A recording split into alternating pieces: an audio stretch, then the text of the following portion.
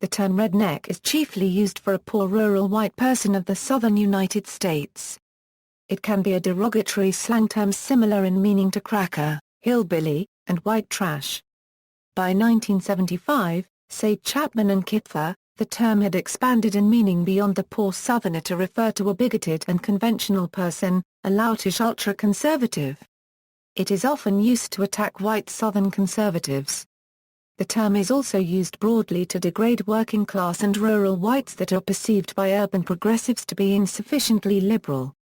At the same time, some white Southerners have reclaimed the word, using it with pride and defiance as a self-identifier. Political term for poor farmers.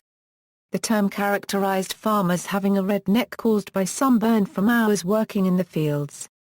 A citation from 1893 provides a definition as poorer inhabitants of the rural districts. Men who work in the field, as a matter of course, generally have their skin stained red and burnt by the sun, and especially is this true of the back of their necks. By 1900, rednecks was in common use to designate the political factions inside the Democratic Party comprising poor white farmers in the South. The same group was also often called the War Hat Boys. A newspaper notice in Mississippi in August 1891 called on rednecks to rally at the polls at the upcoming primary election. Primary on the 25th. And the rednecks will be there. And the Olla Heels will be there, also. And the hayseeds, and grey dillers, they'll be there too. And the subordinates, and subalterns will be there to rebuke their slanderers and traducers. And the men who pay 10, 20, 30, etc.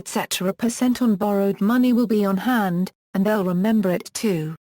By 1910, the political supporters of the Mississippi Democratic Party politician James K. Vardamani chiefly poor white for Mercer began to describe themselves proudly as rednecks, even to the point of wearing red neckerchiefs to political rallies and picnics.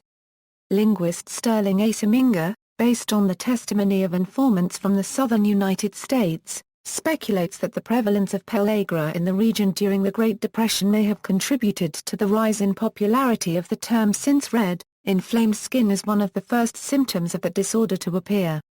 By the 1970s, the term had turned into offensive slang and had expanded its meaning to mean bigoted, loutish and opposed to modern ways, and was often used as a term to attack Southern white conservatives and racists. Coal miners. The United Mine Workers of America and rival miners' unions appropriated both the term redneck and its literal manifestation, the red bandana, in order to build multiracial unions of white, black, and immigrant miners in the strike-ridden coal fields of northern and central Appalachia between 1912 and 1936. The origin of redneck to mean a union man, or a striker remains uncertain, but according to linguist David W. Mora, the former definition of the word probably dates at least to the 1910s, if not earlier.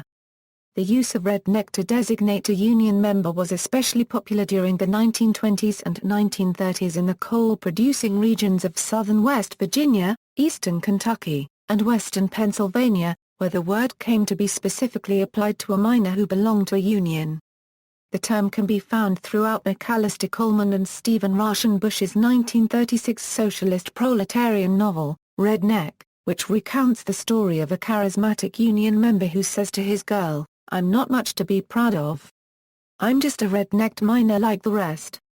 The earliest printed uses of the word redneck in a coal mining context date from the 1912 to 1913 Paint and Cabin Creek strike in southern West Virginia and from the 1913 to 1914 Trinidad District strike in southern Colorado. According to folklorist George Corson, non-union miners derisively called strikers rednecks in the Appalachian coalfields. The word refers to the red handkerchiefs that striking Union coal miners in both southern West Virginia and southern Colorado often wore around their necks or arms as a part of their informal uniform. Late 20th and early 21st century, late 20th century writers Edward Abbey and Dave Foreman use redneck as a political call to mobilize poor rural white Southerners. In Defense of the Redneck was a popular essay by Ed Abbey. One popular early Earth First bumper sticker was Rednecks for Wilderness. Murray Bookchin, an urban leftist and social ecologist, objected strongly to Earth First's use of the term as at the very least, insensitive. But many members of the Southern community have proudly embraced the term as a self-identifier. Among those who dispute that the term is disparaging, Canadian Paul Brandt, a self-identified redneck, says that primarily the term indicates independence. Popular culture. Johnny Russell was nominated for a Grammy Award in 1973 for his recording of Rednecks, White Sox and Blue Ribbon Beer, parlaying the common touch into financial and critical success. Further songs referencing rednecks include Rednecks by Randy Newman, Redneck Woman by Gretchen Wilson, Redneck Yacht Club by Craig Morgan, Redneck by Lamb of God, Redneck Crazy by Tyler Farr, and Your Redneck Past by Ben Folds 5. Comedian Jeff Foxworthy's 1993 comedy album You Might Be a Redneck If cajoled listeners to evaluate their own behavior in the context of stereotypical redneck behavior, and resulted in more mainstream usage of the term. Historical Scottish Covenanter usage. In Scotland in the 1640s, the Covenanters rejected rule by bishops, often signing manifestos using their own blood. Some wore red cloth around their neck to signify their position, and were called rednecks by the Scottish ruling class to denote that they were the rebels in what came to be known as the Bishops' War that preceded the rise of Cromwell. Eventually, the term began to mean simply Presbyterian, especially in communities along the Scottish border. Because of the large number of Scottish immigrants in the pre-revolutionary American South, some historians have suggested that this may be the origin of the term in the United States. Dictionaries document the earliest American citation of the term's use for Presbyterians in 1830, as a name bestowed upon the Presbyterians of Fayetteville, North Carolina.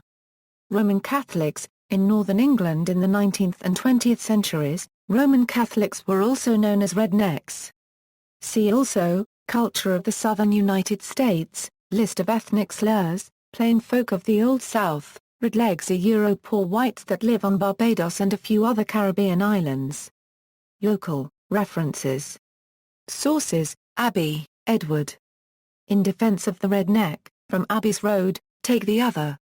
New York, E. P. Dutton, 1979, Ferrans, Matthew, OEU and UAE unregistered trademark T, Story and Literature as Redneck Resistance, Journal of Appalachian Studies, 18, 113 30. Goad, Jim. The Redneck Manifesto, How Hillbillies, Hicks, and White Trash Became America's Scapegoats, New York, Simon & Schuster, 1997, West, Stephen A. From Yeoman to Redneck in the South Carolina Upcountry, 1850–1915, Western, Ruth D. The Redneck Hero in the Postmodern World, South Carolina Review, Spring 1993, Wilson, Charles and William Ferris, eds. Encyclopedia of Southern Culture, Ray, Matt. Not Quite White, White Trash and the Boundaries of Whiteness, external links, Poor Whites The Georgia Encyclopedia.